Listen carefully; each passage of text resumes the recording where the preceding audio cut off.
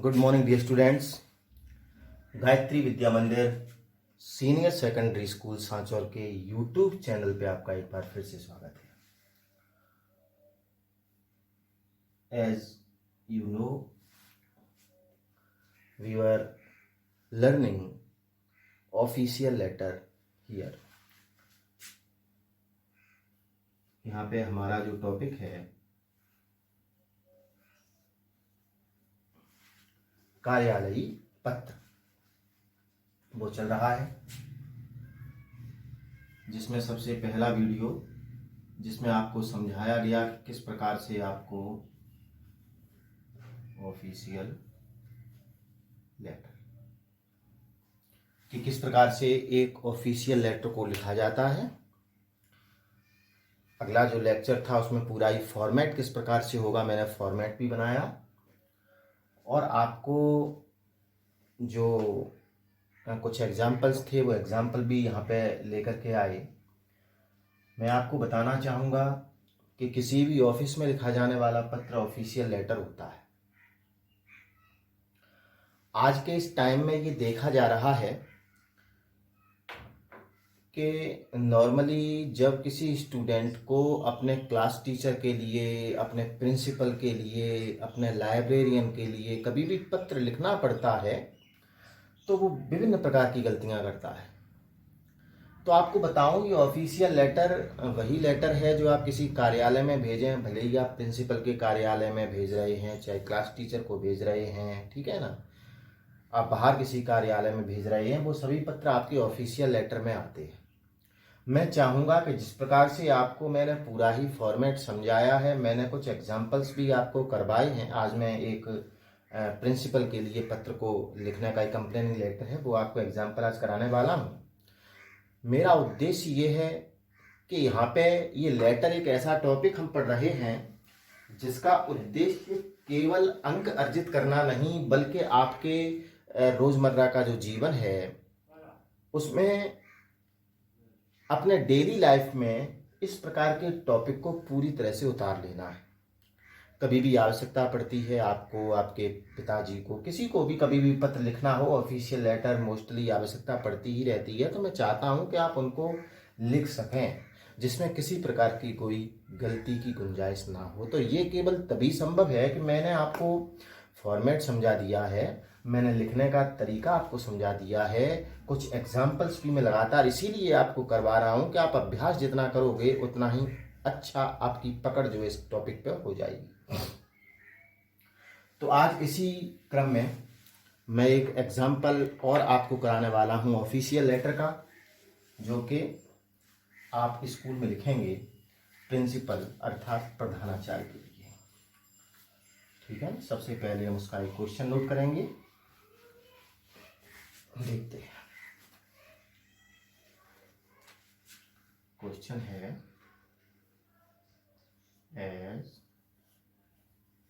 You are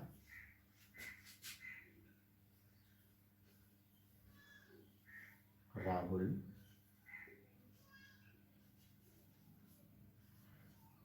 living at 72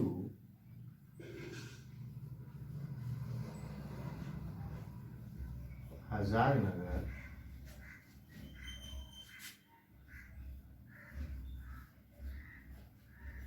Jaipur. Okay, ये आपका नाम और एड्रेस हो गया। Write a letter to the principal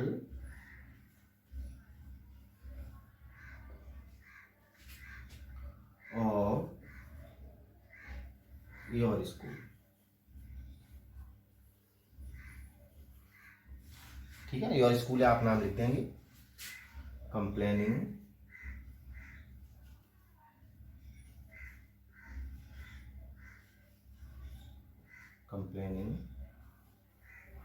against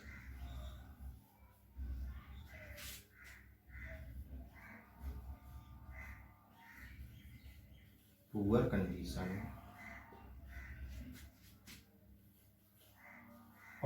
of your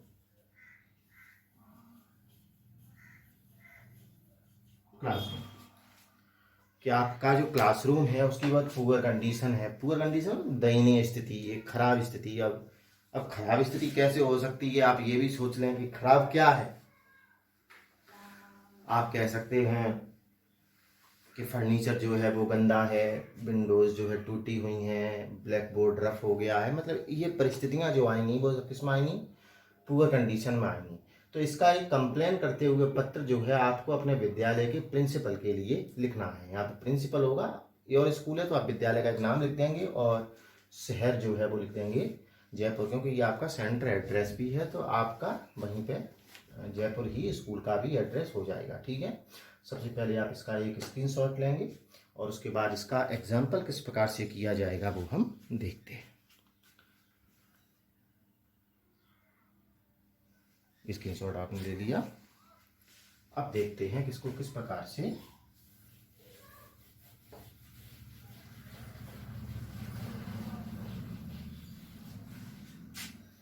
तो जैसा कि आपको पता है सबसे पहला काम जो हमारा होता है वो क्या है, सबसे पहले सेंडर एड्रेस एंड डेट। तो सेंडर एड्रेस आप लिखेंगे यहाँ पे इस प्रकार से 72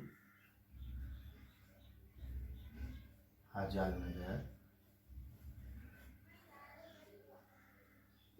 क्या स्थान बच्चों, शहर है जयपुर। आप एक लाइन छोड़ेंगे और यहाँ पे डाल देंगे डेट जुलाई 20, 2020। ओके, तो ये तो हो गया। जैसा कि हर एक आप लेटर में लिख रहे हैं एड्रेस, तो सेंडर एड्रेस एंड डेट। अब ये पत्र किसको लिखना है, प्रिंसिपल। तो एक लाइन यहाँ पे छोड़ दो और यहाँ लिखोगे दी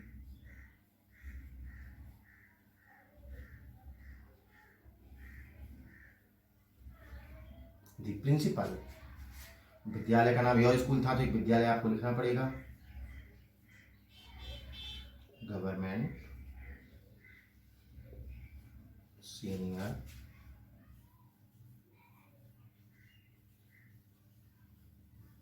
सेकेंडरी स्कूल और शहर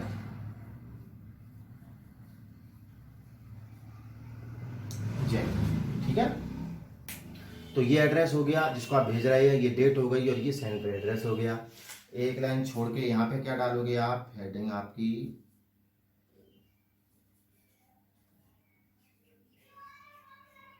सब्जेक्ट। और सब्जेक्ट स्पष्ट है बिल्कुल, क्या है,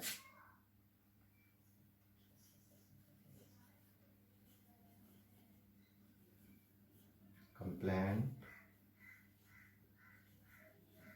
अगेंस्ट, लिखा था ना कंप्लेन अगेंस्ट, क्या है, पुअर कंडीशन ऑफ माय कर दो, अवर कर दो। ठीक है ना,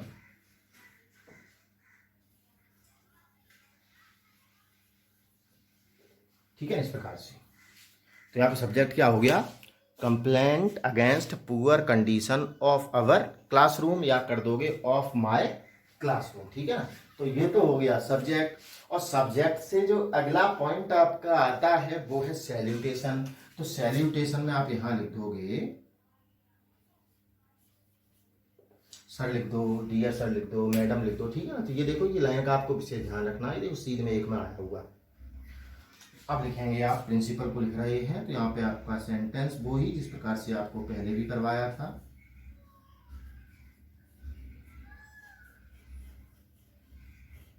रेस्पेक्टफुली, क्या था बच्चों, I want to bring your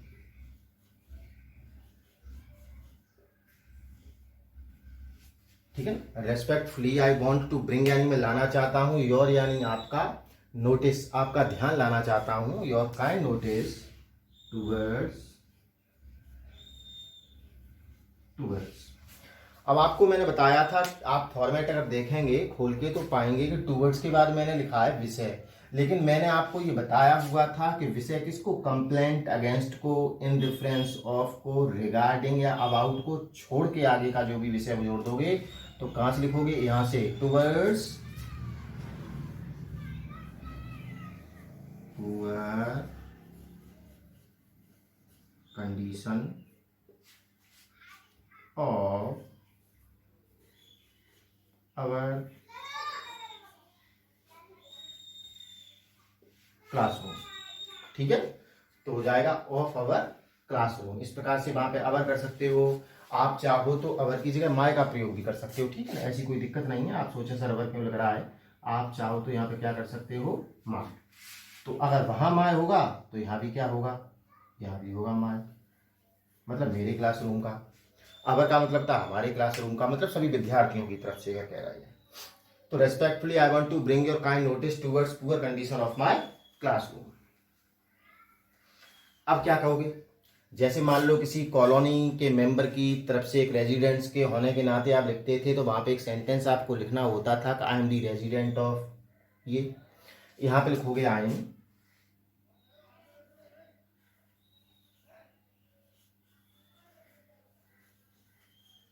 regular student of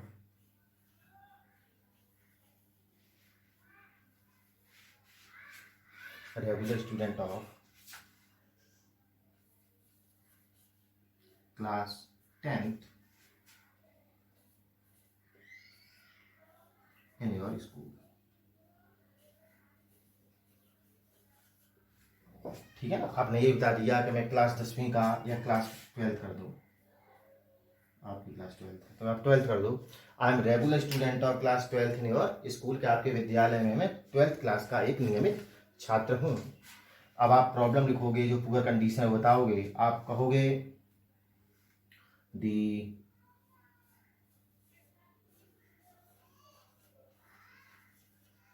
servants, यानी जो भी सर्वेंट्स हैं, जो प्योन्स हैं, of the servants of school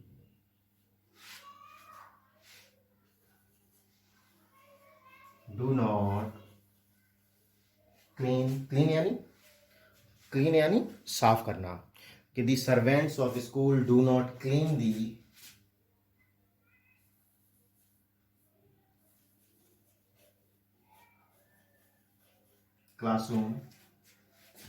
classroom को डू नॉट क्लीन, साफ नहीं करते हैं, रेगुलरली। ठीक है, यहां कर दो बिकॉज ऑफ का मतलब बच्चों, बिकॉज ऑफ मीन्स इसके कारण, बिकॉज ऑफ इट यानी इसके कारण, वी ऑल स्टूडेंट्स मतलब हम सभी छात्रों को हैव टू सिट यानी एक प्रकार की कंपल्सन है, मजबूरी है, हैज टू हैव टू पड़ता है, हैव टू सिट यानी बैठना पड़ता है, ऑन डस्टी चेयर्स। समझ रहे हो, इसलिए हम सभी छात्रों को उन डस्टी यानी धूल से सनी हुई चेयर्स पे, उन कुर्सियों पर, उस गंदे फर्नीचर पर बैठना पड़ता है। ठीक है, आप ये भी लिख सकते हो,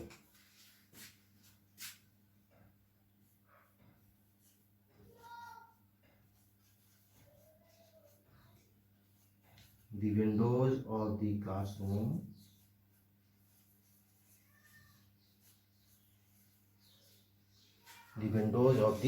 classroom कि क्लासरूम की, कक्षा कक्ष की जो खिड़कियां हैं, are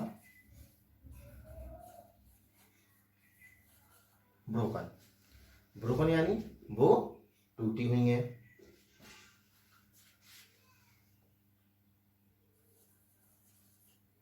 and the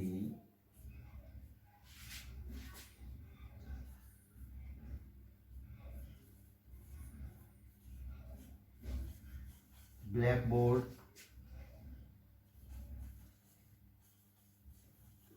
has been rough यानी खुरदरा। कि जो ब्लैक बोर्ड है वो रफ हो गया है, so we can not see the words clearly. ठीक है, we can not see the words clearly या we can not read the words clearly, यानी जो भी उस पर शब्द लिखे होते हैं, जब भी अध्यापक पढ़ाते हैं तो उन शब्दों को हम स्पष्ट रूप से देख नहीं सकते हैं। ठीक है, इसके अलावा ठीक है ना, ये आपकी क्या है प्रॉब्लम्स है। प्रॉब्लम क्या थी, एक प्रॉब्लम थी कि सर्वेंट जो है वो काम नहीं करते हैं, उसके कारण हमें गंदी चेयर्स पे बैठना पड़ता है। विंडोज क्लासरूम की जो है वो ब्रोकन है, टूटी हुई हैं। यहाँ भी आप कह सकते थे तो कि जो विंडोज है वो टूटी हुई हैं, उनसे बारिश का पानी अंदर आ जाता है, जो भी एक सेंटेंस हो जाता।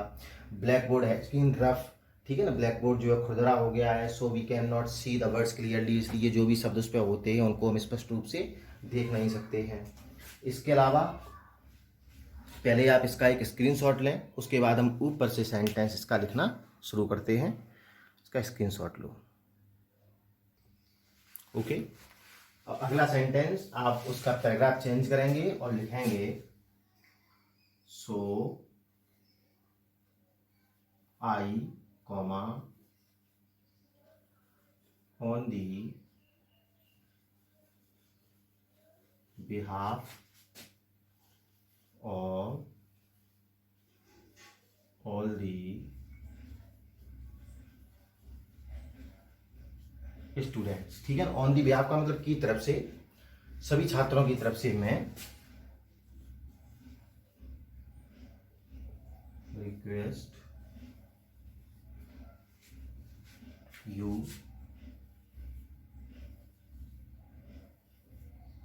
To look into the matter